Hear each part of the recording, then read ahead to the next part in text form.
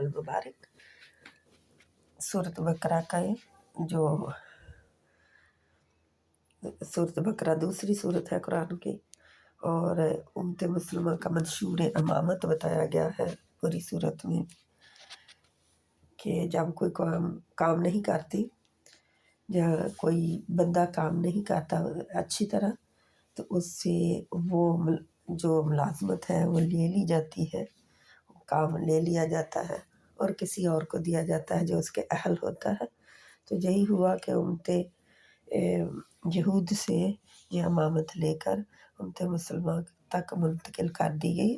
اب امت مسلمہ کی ڈیوٹی کیا ہے، ان کو کیا کرنا چاہیے، یہ ہم اس صورت میں دیکھتے ہیں کہ جو کام پہلی امت نے کیے اور ان سے وہ لے لی گئی امامت، وہ کام یہ امت نہ کرے۔ اور آج ہم اپنے اوپر لا کے دیکھتے ہیں کہ ہم کیا کرتے ہیں اس میں، کہ کس طرح یہ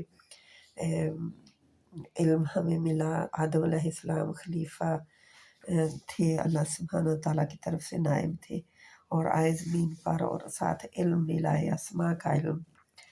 تو پھر اس کی خلافت کی بنیاد پڑی، ٹریننگ پوائنٹ آیا، اعلان خلافت، تحویل قبلہ، یعنی کہ قبلہ ہم کہتے ہیں قبلہ بدل گیا۔ پہلے قبلہ کون سا تھا؟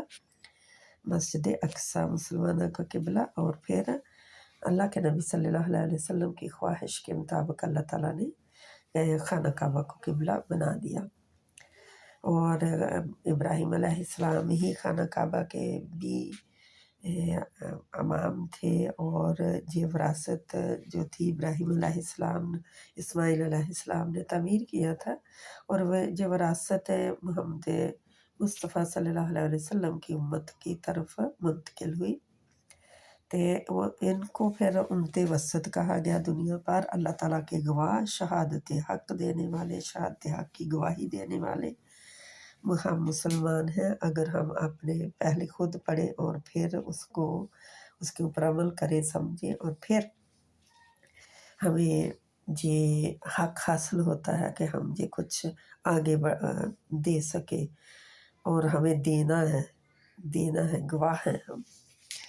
پھر خلافت کا ضابطہ حیات، شریعت، قصاص، کیونکہ انسانوں کی زندگی میں امن و امان جو ہے، لا اینڈ آرڈر جو ہے، وہ بدلہ، یعنی کہ جو کسی نے کیا ہے ظلم، وہ ظلم کا بدلہ ظلم، یا پھر قصاص ہے کہ اس کو دیت دے کر اپنے آپ کو آپس میں امن و امان قائم کر لیا جائے۔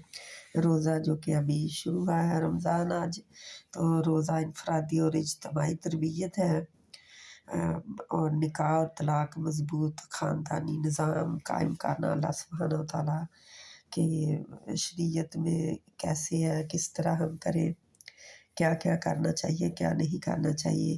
وصیت معاشی انصاف ہے کہ کسی کو کسی دوسرے کا حق نہ دے دیا جائے، یا اس سے چھین نہ لیا جائے۔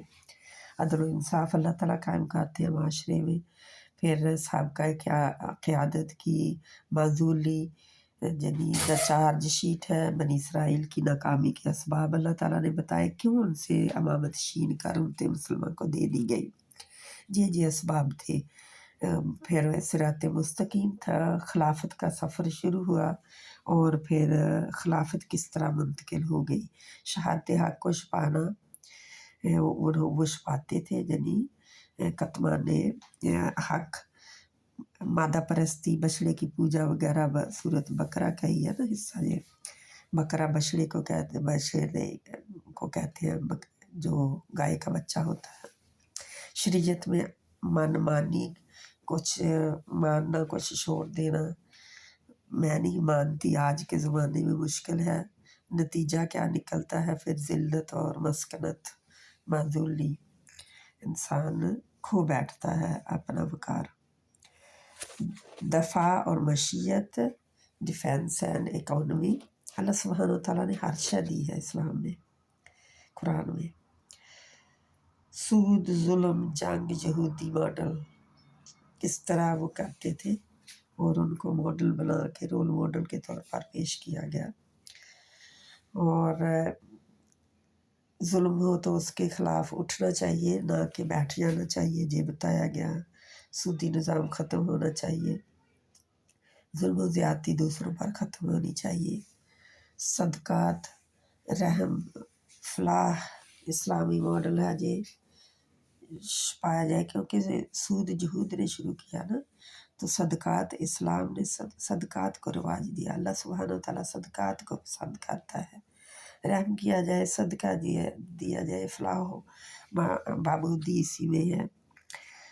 तालूत व जलूत ईमान और सब्र कसरत पर भारी है, और तलूत और जलूत का यानी कि जादू वगैरह, जादू टोना वगैरह जो है वो नहीं कराना चाहिए और नहीं जाना चाहिए।